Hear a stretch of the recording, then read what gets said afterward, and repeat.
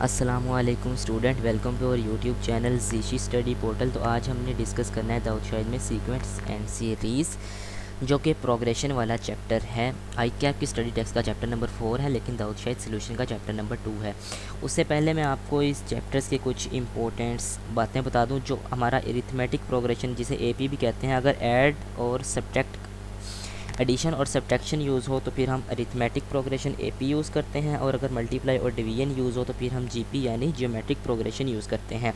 अब arithmetic progression में ए आपकी फर्स्ट टर्म होती है, डी आपका कॉमन डिफरेंस होता है, ए एन आपकी जो है वो लास्ट टर्म होती है। जबकि जीपी में आर, डी की जगह आर यूज़ होता है, उसे हम कॉमन रेशो बोलते हैं। बाकी बिल्कुल सेम चीज़ें वैसे ही होती हैं। अब एन नंबर ऑफ़ टर्म्स जो होती हैं वो एपी और जीपी दोनों में यूज़ होती हैं। ए एन आपकी लास्ट टर्म होती है। एस एन, अब देखें ये तो सिंपल एपी और जीपी में हम फाइंड कर लेते हैं ना फॉर्मूले से, लेकिन अगर आपने सम निकालना हो, सम ऑफ टर्म्स निकालनी हो, सम ऑफ एम टर्म्स निकालना हो, तो ये भी एपी जीपी दोनों में यूज़ होते हैं। इनके फार्मूलाज भी डिफरेंट हैं। तो अगर आपको क्वेश्चन आया जी इन्फिनिटी के अबाउट कि इन्फिनिटी का सम निकालें, तो वो एक स्पेशल सिनेरियो सिर्फ ज्योमेट्रिक प्रोग्रेशन में ही होता है, अरिथमेटिक में नहीं होता। तो चलिए स्टार्ट करते हैं। पहला क्वेश्चन है the sum of all odd numbers between 100 and 200 is. 100 और 200 के दरमियान के ओड नंबर निकालने हैं, 101, 103, 105, 107। अब इस तरह से हम इनका सम सबको ऐड करेंगे तो काफ़ी सारा टाइम लग जाता है। तो ये हम कैसे सॉल्व करेंगे जी? देखें 116 जो आपका क्वेश्चन है, देखें ओड नंबर इनके दरमियान ये बनते हैं 103, 101, 103, 105, 107, तो ये 199। तो इसमें फ़र्स्ट टर्म क्या है? 101 है, लास्ट टर्म ए 199 है। ये देखें ए आपकी फ़र्स्ट टर्म होती है, ए एन आपका लास्ट टर्म में। डिफरेंस इसमें 2 का, क्योंकि 2 और 3, फिर 4 और फिर 5 आता है, 2 का डिफरेंस आ रहा है। तो फार्मूला है जी अरिथमेटिक प्रोग्रेशन का ये वाला, a n is equal to a plus n minus 1 over d. तो ए एन आपकी लास्ट टर्म, ए आपका first term, n number of terms जो आपने बनानी है, अभी एन फाइंड करना है। डिफरेंस इसमें 2 है, तो एन जिस तरह आप इसको सोल्व करके एन आपके पास 50 आ जाएगा। फिर उसने पूछा जी सम निकालना है, सम के लिए फार्मूला है अरिथमेटिक में ये वाला, N over 2 A plus A N. तो यहाँ पे एन आपका 50 है ओवर एन ओवर 2 प्लस ए आपका क्या है 101 है, ए एन आपका 199 है। तो इसको भी आप सोल्व कर लेंगे तो आपके पास जो सम है वो आ जाएगा 7500 जी। तो नेक्स्ट हमारा क्वेश्चन है जी इन जियोमेट्रिक प्रोग्रेशन A5 यानी फिफ्थ टर्म इतनी है, 13 टर्म आपकी इतनी है, 10 टर्म आपने फाइंड करनी है। तो ये सिंपल है, जो आपकी A5 होती है ना जीपी में, उसको A4 कहते हैं, यानी एक प्रीवियस बतानी होती है। A13 है तो आपने A12 की निकालनी होती है। अब 12 की निकालेंगे तो 13 बनेगी। यहाँ पे A5 है तो 4 की निकालेंगे तो फिर ही 5 की बनेगी। तो बाय डिवाइडिंग बोथ इक्वेशंस, इन दोनों इक्वेशंस को आपस में आपने डिवाइड कर लेना है। 12/4, ये प्लस का 5 ऊपर जाकर माइनस का हो जाएगा। 12 से -4 करेंगे तो यहाँ पे 8वीं टर्म आ जाएगी। तो ये आ गया जी 1664। यहाँ पे 8 है तो इसका भी 1/8 ले लेंगे कैलकुलेटर में, तो r इज़ इक्वल टू ये आ जाएगी आपकी कॉमन रेशो। अब क्या करना है जी? जब आपके पास कॉमन रेशो आ गई है यानी आर, अब आपने, क्योंकि वहाँ पे फिफ्थ टर्म उसने कहा जी हमें, या 10th टर्म फाइंड करनी है। अब इस आर को किसी एक वैल्यू में पुट कर दें, यानी इसमें कर दिया ए की पावर 4, ए की आर की पावर में 4 में। यहाँ पे ए की वैल्यू आपने लिख देनी है, और सॉरी ए की वैल्यू अभी फाइंड करनी है, आर की वैल्यू ये वाली लिख देनी है, ऊपर 4 इसकी पावर में आ जाएगा, इज इक्वल टू 24। जब आप इसकी 4 की पावर लेंगे तो इसको सॉल्व करेंगे तो आपके पास ए ये आ जाएगा। जब आपके पास ए, अब आपके पास फर्स्ट टर्म आ गई है, अब आपने फाइंड करनी है जी A10 की जब किसी भी कोई भी टर्म मालूम करनी है तो उसका फार्मूला होता है ARN-1। तो ये ए की 10 फाइंड करनी है, तो जब 10 की निकालनी है तो उससे पहले हमें 9 की चाहिए, तो ये AR9 हो जाएगा। ए की वैल्यू ये वाली यहाँ पे पुट कर दें, आर की वैल्यू जो ऊपर है वो वाली पुट कर दें, उसकी पावर 9। इसको सॉल्व कर लेंगे, आपके पास A10 टर्म आ जाएगी। उसके बाद है जी question number 118, which one of the following is not from geometric progression. तो ये जी 1000 और 0 हमारा ज्योमेट्रिक प्रोग्रेशन से नहीं है। नेक्स्ट है arithmetic progression, first term find करनी है, थर्ड टर्म आपको दी है, 7 टर्म आपको दी। अब आपने अरिथमेटिक प्रोग्रेशन में मालूम करनी है, उसमें ज्योमेट्रिक प्रोग्रेशन में की है, अब यहाँ पे अरिथमेटिक में करनी है। तो अरिथमेटिक में कैसे है जी? Third term is equal to x plus 7 दी हुई है, और सेवन्थ टर्म एक्स प्लस 49 दी हुई है। तो ए 3 है तो आपने लिखना है ए जमा 2d, तो फिर ही थर्ड टर्म निकलेगी। ए 7 है तो आपने ए प्लस 6d लिखना है, तो फिर ही ये निकलेगी। ये रूल होते हैं, ठीक है। फिर आपने सोल्व कर लेना है, दोनों इक्वेशंस को आपस में सोल्व कर लें। यहाँ से आप डी निकाल लेंगे, क्योंकि ये ए से कैंसिल हो गया, यहाँ से आप डी निकाल लेंगे सोल्व करके।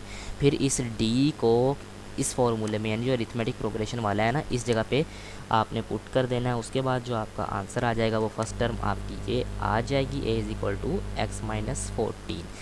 नेक्स्ट हमारा जी क्वेश्चन है जी 120। मिस्टर ए है सैलरी स्केल इतना, मिस्टर बी का सैलरी स्केल इतना है। Find the total salary after 4 year 10 month. 4 साल 10 महीने बाद दोनों का आपने सैलरी स्केल निकालना है। तो ए, अब यहाँ पे फर्स्ट टर्म क्या है, फर्स्ट टर्म 2000 है ए की, लास्ट टर्म क्या है ए एन, वो ये है हमारे पास, ठीक है। उसके बाद जी जो डिफरेंस है हमारा वो 250, सब कुछ तो इन्होंने दिया ही हुआ है। एन हमारे पास 4 ईयर 10 मंथ है, तो सिंपली इन्होंने सोल्व किया, ये आप देख लीजिएगा। यहाँ पे जी उसने सम पूछा है कि सम कितना होगा टोटल सैलरी का, तो हमने सम का फार्मूला लगाना है, S is equal to n over 2 2a plus n minus 1 over d. तो ये अरिथमेटिक की बात हो रही है, ठीक है। अरिथमेटिक के सम का फार्मूला ये है। उसके बाद n में 4 आ जाएगा ओवर 10, यहाँ पे 2a हमारी 2000 थी जी। उसके बाद n क्या है, यहाँ पे n हमारा 4 ईयर ही है, तो 10 मंथ की अलग से निकालेंगे, पहले 4 ईयर की निकालनी है, ठीक है। d हमारा डिफरेंस था जो ये 250 है, यही यहाँ पे आ जाएगा। उसके बाद जी s हमारा ये आ गया टोटल 1,14,000। अब सैलरी तो 8 मंथ की भी निकालनी है ना, क्योंकि हमारे पास 5वां साल चल रहा है। 4 साल की उसने कहा है 4 साल 10 महीने की निकालनी है, तो ये अब जो 10 महीने अगले चल रहे हैं वो 5वें साल के चल रहे हैं, तो सैलरी 5th ईयर की भी यहाँ से आपने निकाल लेनी है। 3000 को 3000 है ना, तो उसको आपने 10 से मल्टीप्लाई कर देना, तो वो बन जाएगी 30,000। फिर इन सबको टोटल कर लेना है, जो आपके पास 1,14,000 आए थे उसमें 30,000 को ऐड कर लेंगे, तो ये आपकी सैलरी आ जाएगी। बिल्कुल इसी तरह से मिस्टर बी की भी आपने कर लेनी है। फिर है जी a person has monthly income इतने हैं, इसकी इंक्रीज़ कर रही है 50 से of the previous month income. जो प्रीवियस मंथ इनकम है यानी ये वाली, उसमें डेली 50 इंक्रीज़ हो रहा है हर मंथ। और ऑन विच टीम टर, यहाँ पे टर्म आना है सोनी, his total salary will exceed, वो कौन सी टर्म है कि उसकी सैलरी 1 लाख से तजावज़ कर जाएगी, तो वो टर्म है जी 47th। ये कैसे है आइए देखते हैं जी। 121 में जी बाय यूजिंग कैलकुलेटर हम इसको ईजीली सोल्व कर सकते हैं। अच्छा जी, उसके बाद है जी अ पर्सन, आपने क्योंकि यहाँ पे करके देख लेना ना, इसमें हर बार 50 ऐड करते जाएं, तो जब 10,000 से तजावज़ कर जाएगी यानी वो 47वीं टर्म होगी। तो फिर अजी अ पर्सन है सैलरी स्केल इतना, बिल्कुल सेम क्वेश्चन यार 120 जैसा जो हमने ये वाला किया है, बिल्कुल उसी तरह से 122 भी कर लेना है।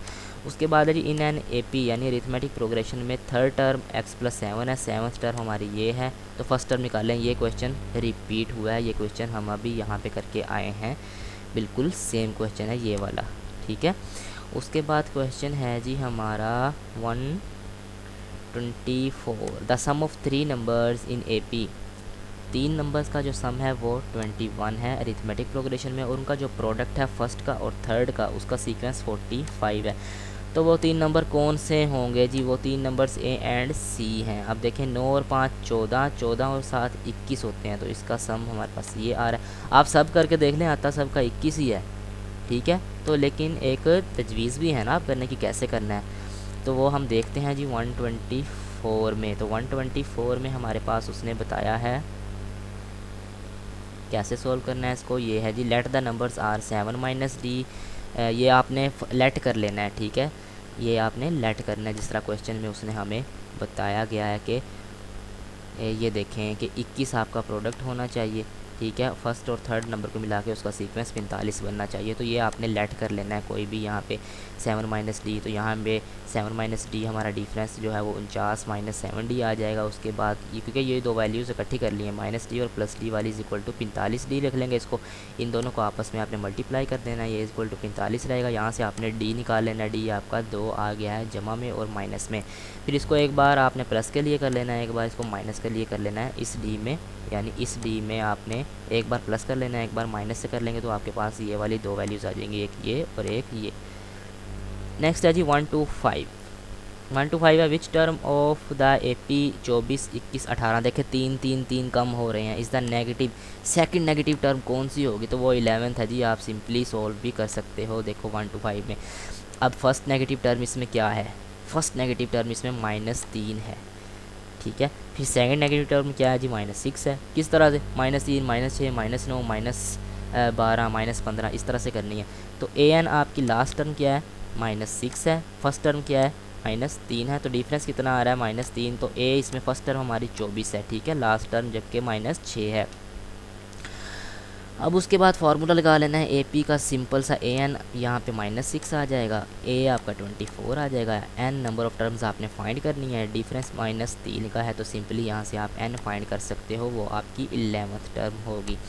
तो ये है जी हमारी आज की असाइनमेंट्स का सलूशन है, इसको अच्छे से तैयार कीजिएगा। अगर पसंद वीडियो आई है तो लेक्चर को चैनल को जल्दी से सब्सक्राइब कर लें ताकि आपको न्यू वीडियोस मिलती रहें। यार कंप्लीट वीडियोस देखा करें ताकि आपके कंसेप्ट अच्छे से बिल्ड हो सके। शुक्रिया, अल्लाह हाफिज़।